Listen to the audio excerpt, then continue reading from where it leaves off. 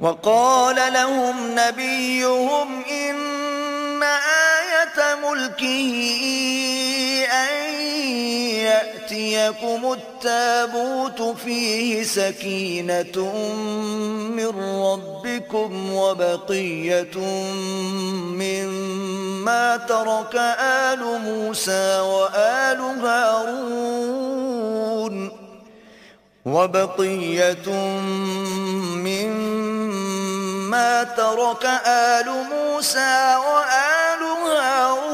تحمله الملائكة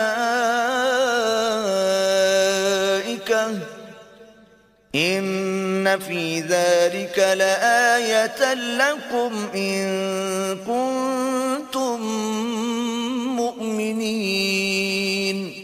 और पैगंबर ने उनसे कहा कि उनकी बादशाही की निशानी ये है कि तुम्हारे पास एक संदूक आएगा जिसको फरिश्ते उठाए हुए होंगे।